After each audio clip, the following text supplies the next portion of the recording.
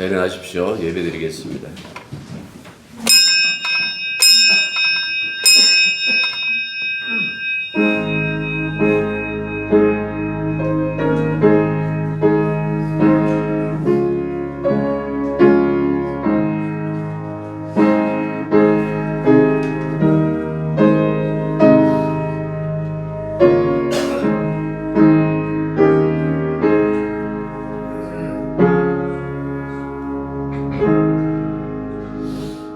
우리에게 통치자는 오직 주님밖에 없습니다. 세상 정치에 흔들리지 말게 하셨고 그 시간에 우리가 얼마나 주님을 사랑하는지 돌아볼 수 있는 지혜를 저희들에게 허락하여 주시기만 간절히 바라고 원합니다. 연말만 되면 주님 오신다, 주님 사랑하신다 하고 들떠 있다가 세월이 지나가면 갈수록 또한 잊고 사는 것은 아닐런지요. 이 시간 영원하신 주님 찬양하는 그 마음으로 예배 드리게 하시옵고 이 마음 평소에도 변치 않게 언제나 주만 생각하며 살아갈 수 있는 저희들이 되게 도와주시옵소서. 예수님 이름으로 기도드립니다. 아멘. 아멘. 자, 하나님 말씀은 누가복음 6장 17절부터 26절까지입니다. 예수께서 그들과 함께 내려오사 평지에 서시니 그 제자의 많은 무리와 예수의 말씀도 듣고 병고침을 받으려고 유대 사방과 예루살렘과 두로와 시돈의 해안으로부터 온 많은 백성도 있더라. 더러운 귀신에게 고난받는 자들도 고침을 받는지라. 온 무리가 예수를 만지려고 힘쓰는 이는 능력이 예수께로부터 나와서 모든 사람을 낫게 함이라.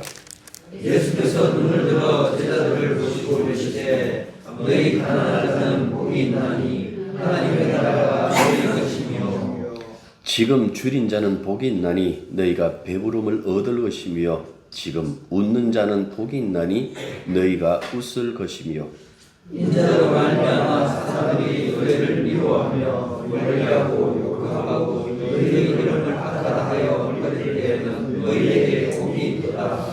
그날에 기뻐하고 뛰놀라 하늘에서 너희 상이 큼이라. 그들의 조상들이 선지자들에게 이와 같이 하였느니라.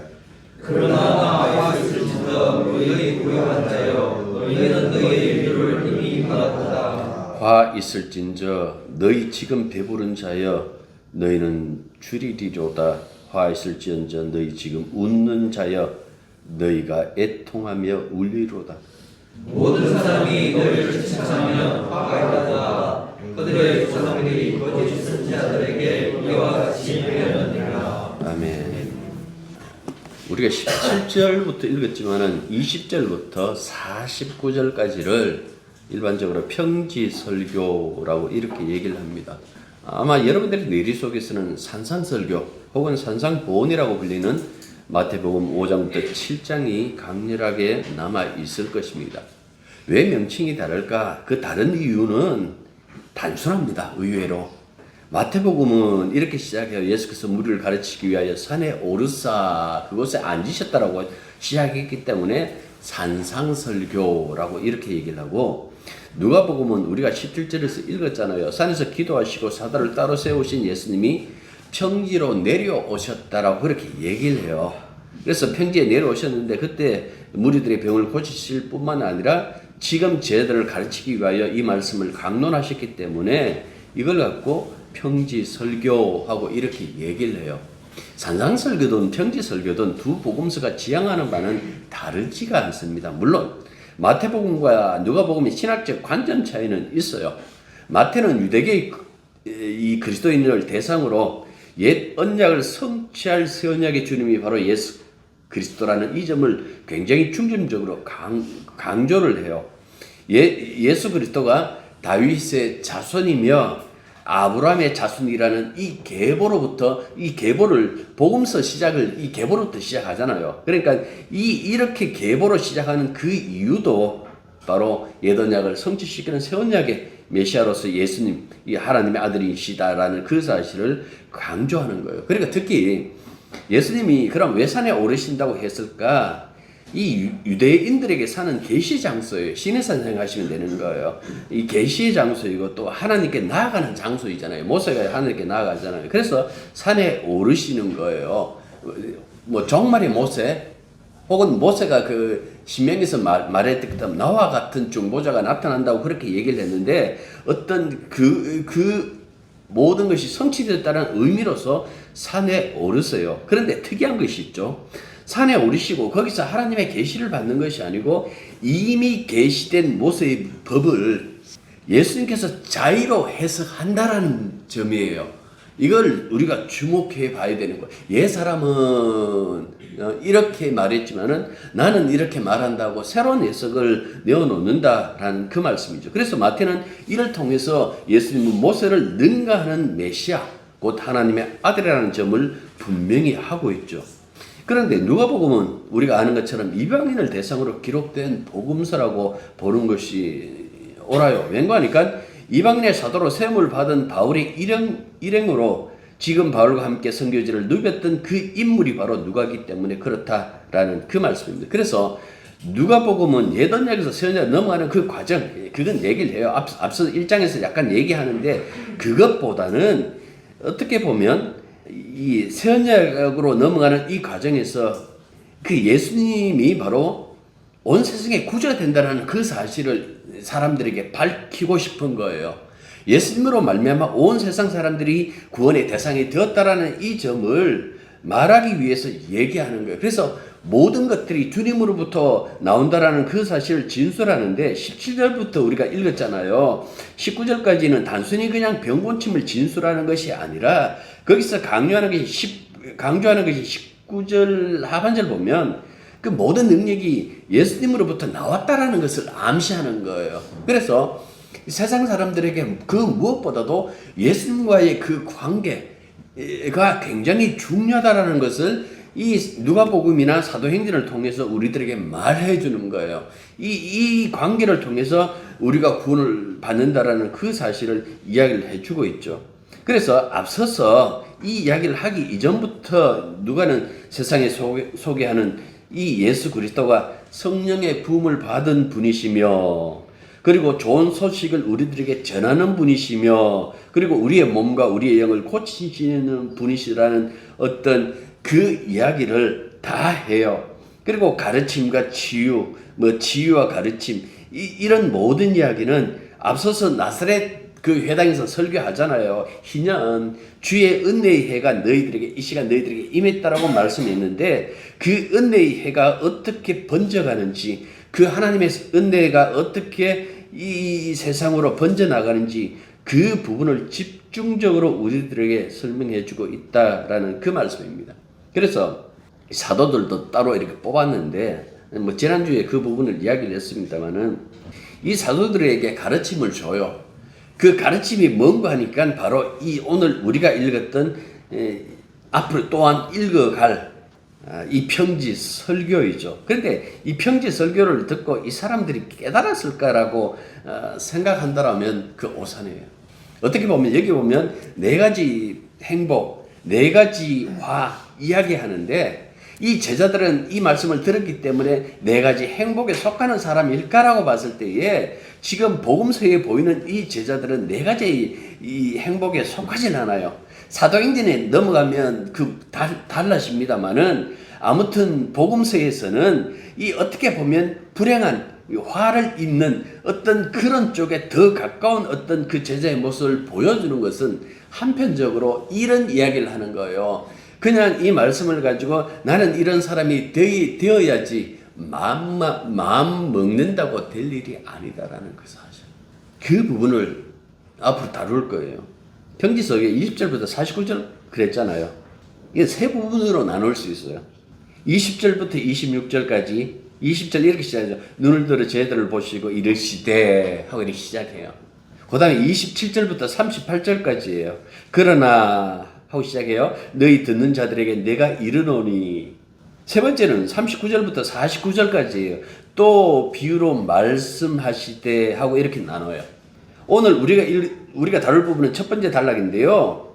여기는 네 가지 축복과 균형을 이루는 또 네 가지 화 혹은 네 가지 불행. 그걸 담고 있어요.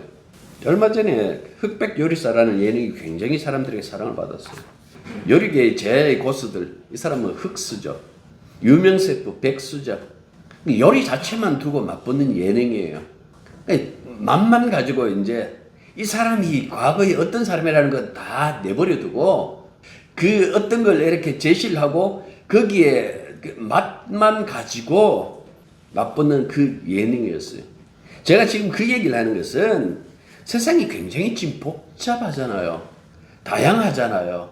그런데 굉장히 성경에서는 굉장히 단순하게 나눠요. 하나는 행복한 사람, 또 하나는 화를 당하는 혹은 불행한 사람, 혹은 축복받는 사람과 저주받는 사람, 이 두 부류밖에 없다라는 그 사실을 얘기를 해요. 그래서 묻죠. 행복하십니까? 그걸 첫 번째 단락에서 이야기를 하고요. 두 번째 단락인 27절부터 38절은 그 사랑의 삶을 집중적으로 다루고 있어요. 그런데 여기서 주목해야 될 것은 뭐 산상설교도 마찬가지입니다만은 36절 보시면 이렇게 얘기를 해요. 너희 아버지의 자비로우신 같이 너희도 자비로운 자가 되라. 그러니까 하나님이 원하시는 인간상, 하나님은 우리가 어떤 인간이 되었으면 좋겠다라는 그 마음이 여기에 다 담겨져 있는 거예요. 그런데 이 말씀이 예수님의 새 요구인가? 새 언약을 체결하신 예수님이 우리들에게 요구하시는 새 요구인가? 아니에요. 이거는 이미 모세의 율법에도 나와 있는 말씀이에요. 출애굽기 보면 있어요. 나는 자비로운 자이다. 출애굽기 22장 27절에 나는 자비로운 하나님이다라고 당신을 이렇게 밝히신다고요. 그러면서 그 앞에 부분 보면 옷을 빼앗지 말라라는 그 약자 보호법에 대한 여러 가지 이야기가 있다라는 그 말씀입니다. 우리는 이거 우리가 인간이 가지고 있는 이 선악과 따먹기 때문에 그래요. 우리는 늘 법을 가지고 따져요. 그 법 중에 윤리도 있고 도덕적인 것도 있겠죠. 이걸 가지고 의로우냐 의롭지 않느냐라는 것을 따져요. 항상 하는 얘기지만 세상에 완전한 윤리적인 사람이 있던가요? 사람들은 자기도 안 되는 그 인간성을 끊임없이 타인에게 요구해요. 이거 정말 인간의 죄성 가운데서 못된 버릇인데요. 나도 안 될 것을 타인에게 요구해요. 그리고 타인에게 보이지 않으면 그걸 가지고 화를 낸다고요. 한국 정치가 그런 것 아닌가? 끊임없이 어떻게 보면 타인에게 어떻게 그 요구를 하는데 여러분들 보십시오. 성경에서 말하면 성경에서 의로움 나와요. 최대크 시편에 보면 끊임없이 정의 혹은 의로움 이렇게 번역할 수 있는 그 단어가 나오는데 그 단어가 굉장히 많이 나와요. 그런데 사람들은 늘 뭐라고 생각하는 거니까 이 바리새인들도 이렇게 생각해요. 법을 잘 지키는 것. 오해입니다. 아니에요. 정의로운 사람은 법을 잘 지키는 사람이 아니에요. 그러면 정의로운 사람은 어떤 사람인가? 하나님의 자비를 나타내는 사람이에요. 성경이 원했던 인간은 하나님의 자비를 나타내는 인간을 원해요. 그 법 가지고 다른 사람을 평가하는 그런 인간을 원하는 것이 아니라 하나님의 자비보다 더 정의로운 것은 없다라는 것을 이 세상에 나타내는 것. 이걸 갖고 정의라고 얘기를 해요. 그 이야기가 두 번째 단락에 있는 거예요. 그리고 마지막 단락은 두 유형의 사람을 보여줘요. 특히 46절부터 49절 보면 산상설교와 마찬가지로 여기도 이렇게 나온다고요. 여기 보면 결국은 뭡니까? 행복한 사람, 화를 입는 사람, 처음에 이렇게 시작했는 것처럼 끝에도 그 행복한 사람, 화를 입는 사람 이렇게 나타내 보여줘요. 그래서 반석 위에 집을 지은 사람, 그 다음에 흙 위에 집을 지은 사람 하고 이렇게 갈라져 버린다고요. 그래서 행복과 불행으로 끝나는데 여기서 분명히 반석은 뭡니까? 인간 자신을 얘기를 하지 않아요. 반석은 뭡니까? 예수님이에요. 시편에도 우리가 많이 봤잖아요. 하나님은 나의 반석. 그러면 인간이 흙은 쏘았으니까 인간 자신의 삶을 자기 위에다 지은 사람이겠죠. 집 짓기는 땅 위에 흙 위에 세우는 것이 훨씬 수월해요. 반석이 단단하면 뚫지도 못해요. 거기에 어떻게 집을 세워요? 굉장히 흙 위에 세운 사람이 지혜로운 사람처럼 보일 거예요. 언제까지? 홍수가 임하기 전까지. 이게 하나님의 심판이거든요. 하나님의 심판이 임하기 전까지 이 세상에서 갖가지 행복을 누리는 사람이 가장 지혜로운 사람이에요. 그런데 그 자가 가장 어리석다라는 것은 언제 드러나는 거 하니까 하나님의 심판이 임할 때에, 그때에 인생이 역전되는 거예요. 평지서류의 결론은 산상설의 결론과 동일해요. 똑같이 나와요. 8복 혹은 9복, 여기는 4가지 복, 4복. 이거는 숫자가 별 중요하질 않아요. 결국 복은 하나예요. 주님과의 올바른 관계 속에 있는지 그렇지 않는지. 화도 역시 마찬가지예요. 이게 4개나 되니까 이쪽에 나는 어느 쪽에 속할까 필요 없어요. 주님을 떠나 있다면 이건 그냥 고스란히 그냥 화를 당하는 것이나 마찬가지다라는 그 말씀입니다. 12일 날, 12월 12일 하면 우리는 12, 14때를 생각하는데, 새하늘 성경이 공식적으로 이렇게 출간한다라는 그 얘기를 했어요. 그 새하늘 성경 가지고 제가 한번 읽어볼게요. 복이 있습니다. 가난한 사람들은 하나님 나라가 여러분의 나라이니까요. 복이 있습니다. 지금 굶주리는 사람들은 여러분이 배부르게 될 테니까요. 복이 있습니다. 지금 우는 사람은 여러분은 웃게 될 테니까요. 복이 있습니다. 사람들이 여러분들을 미워할 때 여러분들을 따돌리고, 요거는 약간 수정인데요, 비방하고 여러분의 이름을 악하다고 내어칠 때는요, 인자 때문에 말입니다. 바로 그날에는 기뻐하며 춤추세요. 보세요. 하늘에서 여러분의 보상이 크니까요. 그들의 조상들이 예언자들에게 똑같이 해왔거든요. 여기 23절까지예요. 그 다음에 불행선은 그러나 끝장이요, 당신들 부유한 사람들에게는 당신들이 이미 위로를 넉넉히 받아 누리고 있으니까요. 끝장이요, 당신들에게는 지금 배부른 사람들, 당신들은 굶주리게 될 테니까요. 끝장이요, 지금 웃는 사람들, 당신들이 슬퍼하고 웃게 될 테니까요. 끝장이요, 당신들을 두고 모든 사람들이 좋은 말을 해줄 때는요, 그들의 조상들이 거짓 예언자들에게 꼭 이같이 하곤 했거든요. 하고 이렇게 번역했어요. 읽은 것처럼 4가지 화, 4가지 복이 대칭을 이루고 있잖아요. 그리고 이렇게 얘기를 합니다. 현재와 다른 미래의 결과가 있을 것이다 라고 그렇게 얘기를 해요. 그러니까 오늘 부하고 오늘 웃고 오늘 모든 사람들에게 칭찬받는 사람이라고 해서 그 사람이 행복한 사람일까? 오히려 여기서는 화 있는 사람이다 하고 이렇게 얘기를 해요. 예수님이 복을 선언하고 화를 경고할 때마다 다 2인칭 대명사 쓰거든요. 너희라고 이렇게 얘기를 해요. 물론 너희라고 했을 때 이 제자들만 평지설교의 대상인 것은 아니에요. 그렇다고 그러면 이 유대 땅뿐만 아니라 그 주변 나라에서도 시돈, 지금 같으면 시리아 같은 거기서도 이렇게 사람들이 오거든요. 왔는데 그러면 그 모든 사람들이 대상이고, 궁극적으로는 모든 사람이 대상이겠지만은 여러분들 그것보다도 제자들과 그리고 장차 예수 그리스도를 영접할 그 사람들이 1차적으로 대상이다라고 생각하면 되는 거예요. 그렇잖아요. 신약 성경에서 심판 얘기할 때 교회에서부터 심판한다 그랬어요. 그래놓고 이렇게 얘기를 해요. 베드로가 그 얘기를 하는데, 하나님이 집에서 심판이 시작하면 그 바깥은 어떡하겠느냐라고 얘기하는 거예요. 여기서는 참이냐 거짓이냐 가리는 심판하지만 바깥은 뭡니까? 그냥 심판이에요.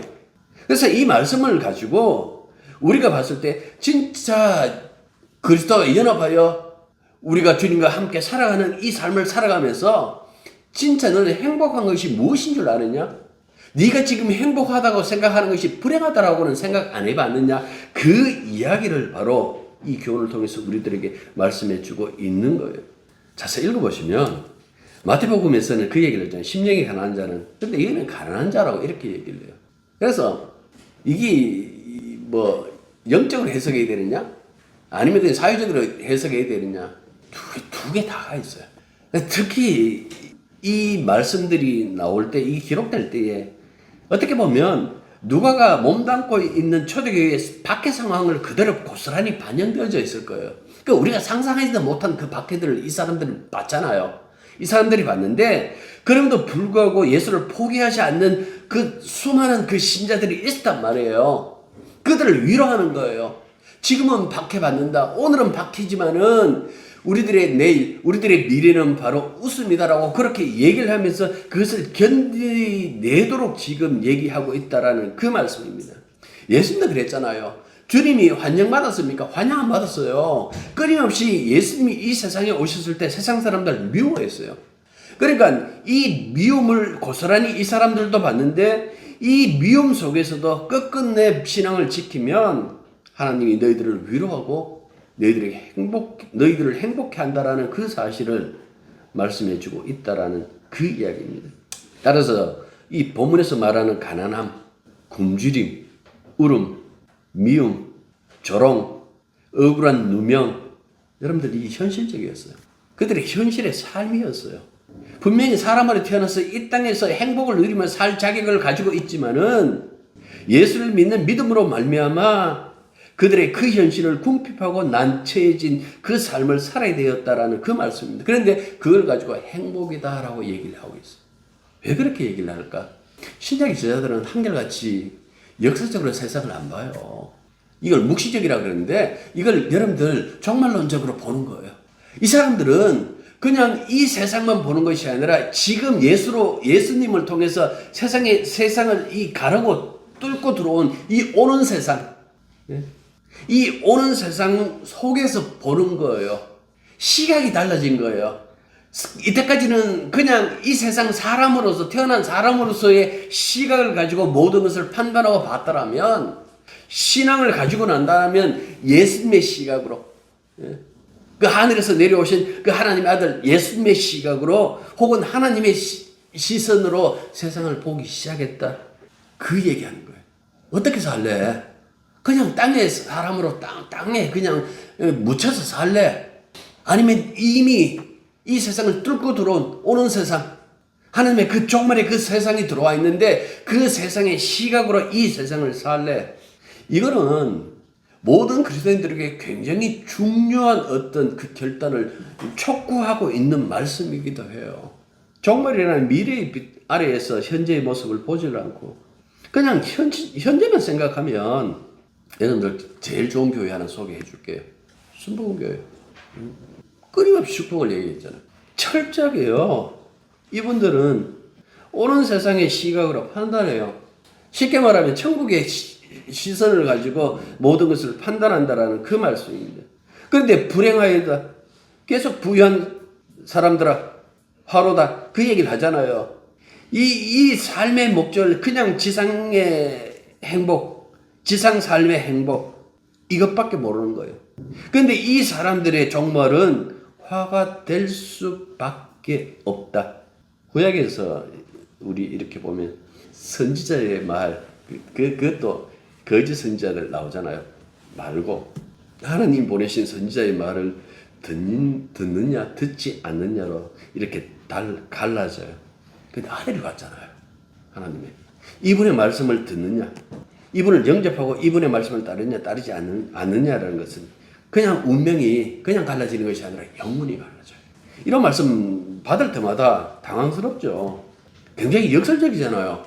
오늘과 내일과 다른 이걸 굉장히 당황스럽게 하잖아요. 우리는 예수 믿으면서 신앙생활 하면서 그냥 욕심도 많지 않아. 오늘 하루의 따뜻함, 오늘 하루의 배부름, 오늘 하루 웃고 떠들고 그렇게 사는 것이 나쁜 것일까? 늘 울어야 되고 늘 배고파야 되는가?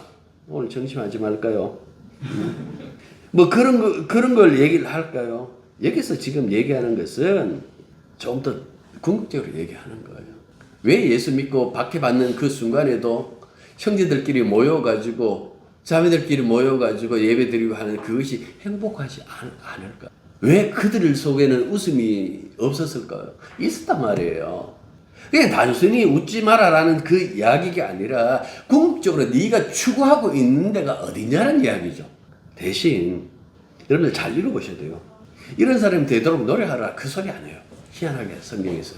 성경에서 이야기하는 이 행복은요, 어떤 특별한 이유로 누군가에게 생기는 어떤 행복, 마치 행운이 찾아오는 것처럼 행운이지. 그렇죠. 행운이죠. 예수 믿는다는 것이 우리에게는. 여기서 강조하는 것은 여러분들이 행복한 사람이 되기 위해서 노력해야 되겠다. 그거 욕하는 것이 아니라 이 이야기하는 거예요. 좀 예수 믿어라. 네 예수 붙잡고 살면 안 되겠니? 그 얘기하는 거예요. 그래서 앞서서 예수님에서 모든 능력이 나왔다 얘기하는 거예요. 치유하는 것이. 우리 죄 용서받는 것도 예수님에게 능력이 나와야 되고, 우리가 행복해지는 것도 예수님에게 능력이 나와야 행복해지는 거예요. 그래서 그 얘기하는 거예요. 예수 믿으면 안 되겠니? 주님 등한시하고 현실에만 이렇게 매이다 보면 참 무서운 게요. 그 익숙함이라는 것이 제가 그 신앙이 아니다 그런 것처럼 교회 안에 있다 보면 그 익숙해져갖고 뭐 기도도 잘하게 되고 막 그렇게 해요. 뭐 저 교회에서 교회 생활도 이렇게 잘하게 되고 이렇게 하는데 그 익숙함이 아니다 그랬잖아요. 반대로 해갖고 세상에 이렇게 살다 보면 어느새 세상에 익숙해져요. 이게 무서운 거예요. 그 익숙함이 무서운 거예요. 주님을 생각하지 않으면 세상이 그냥 익숙해져 버려요. 그러니까 눌러 앉아 버리는 거죠. 그 안주. 언제 그 얘기 했죠? 이 반대말이 자유라고. 안주하지 않는 거예요, 자유는. 끊임없이 발버둥 치는 거예요. 하나님께서 친히 우리와 함께 하신다는 건 하나님의 나라, 이 통치라는 이야기거든. 하나님의 통치 아래에 있다. 그러니까 하나님의 통치 있다라는 것이 얼마나 그것이 굉장한 은혜 속에 있는지 사람들은 모르는 거예요. 자, 이제 정리 한번 해볼게요. 4가지 복, 4가지 화. 자, 첫 번째는 가난한 자는 복되지만 부한 자는 화가 있다. 이렇게 얘기를 해요. 사회에서 낮아진 자들, 어느 정도 가난해야 됩니까? 그런 거, 가난하기 때문에 구원받는다. 그런 것도 없어요. 여기는 주님 때문에 가난해진 자예요. 혹은 주님을 영접하고 여전히 가난 속에 있는 사람들이, 혹은 부유한 것을 예수님 때문에 다 뺏겨버리고 그럼에도 불구하고 주님을 믿는 사람들 얘기하는 거예요. 부한 사람들은요. 여기서 부한 사람들은 이 부함은 그 가난한 사람도 마음이 부자일 수 있잖아요. 끊임없이 돈에 대한 그 탐욕을 가질 수 있기 때문에 여기서 부하다고 이렇게 얘기했을 때에 이렇게 생각하시면 돼요. 부를 하나의 권력으로 사용하는 사람들. 부자인데도 불구하고 진짜 가난한 사람들의 그 사람들의 삶을 잘 보고 보이지 않게 도와주는 사람 생각보다 많아요. 나의 부는 내게 행운을 주신 겁니다. 이 나눠야죠라고 하는 사람들이 있다고요. 이런 사람 빼고 이 부를 권력처럼 사용하는 오만한 자들, 스스로 어떤 그 부를 가지고 자기를 위하여 마음껏 자기에게 행복을 주는 사람, 이 사람들을 부한 사람들 이렇게 얘기를 해요. 이 사람들 눈에는 공공에 처한 사람이 안 보여요. 그게 나옵니다. 부자와 나사로 비유해서. 누가 보면 16장에서. 두 번째, 줄인 자들 나오잖아요. 나중에 배부를 것이고 지금 배부른 자는 화가 있을 것이다. 이렇게 얘기를 하고 있잖아요. 지금을 집어넣는 것은 줄인 상태의 고통을 더 강조하고 있는 거예요. 앞서도 얘기했잖아요. 이 사람들의 현실이었다고. 예수 믿는 자들의 현실이었다고, 그때는. 그런데 이 모든 것들이 종말에는 역전될 것이다라고 얘기를 하고 있는 거예요. 이 배고픔. 그런데 종말에 여러분들 보면 10편, 23편도 있습니다만은 이 파티, 내게 상을 베푸시고, 식탁을 베푸시고, 내 잔이 넘치나이다라는 거 있잖아요. 그러니까 메시아 잔치라고 이렇게 얘기할 수 있겠죠. 이것과 관련되어 있어요. 그러니까 여기에 참여한다는 이야기잖아요. 이 구원을 얘기하잖아요. 지금 배부른 자들은요, 미래를 생각하지 않는 사람들이, 이 사람들이 현실에 만족하는 사람이에요. 이것도 나와요. 어디에? 12장에. 어리석은 부자 비유. 세 번째, 지금 우는 자는 복되고 지금 웃는 자에게 화가 있다. 왜 울까요? 소외당하고 상실하기도 하고. 그래서 이 모든 것들이 다 예수님 때문에요. 드라마 보다가 막 울면서 주님 저 눈물 보시죠. 그거 말고 지금 웃는 자들은요, 현실의 성공에 만족하는 사람들, 수고했어 하면서 웃는 사람들, 자기 자신에게. 이 사람들의 특징이 있어요. 이 사람들이 다른 사람들의 어떤 성공을 위해서 이렇게 섬기는 모습이 있으면 여기에 걸리질 않아요. 그런데 이 사람들의 특징이 뭡니까?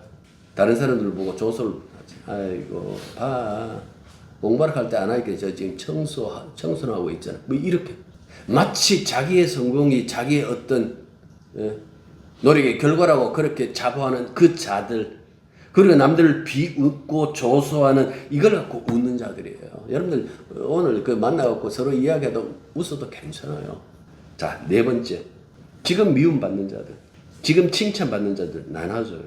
지금 미움받는 자들이 누굴까? 이스라엘 역사 속에서 나오잖아요. 선지자들 나오잖아요. 지금 칭찬받는 사람 누굴까? 선지자 나와요. 근데 어떤 선지자? 거짓 선지자들. 끊임없이 그 축복 얘기했거든. 예레미야, 야 망한다. 거짓 선지자들 웬걸 하나님께서 우리와 함께 하실 건데. 여러분, 누구와 연합하는 것이 굉장히 중요하죠. 예수님과 연합한 사람과 그렇지 않고 거짓 선지자와 연합한 사람, 한쪽은 복스러운 연합이고 한쪽은 뭡니까?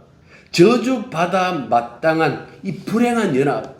내가 싫어하는 그 고향 사람 전모씨 목사, 거기에 연합되어 있는 사람들은 굉장히 불행한 사람들이에요.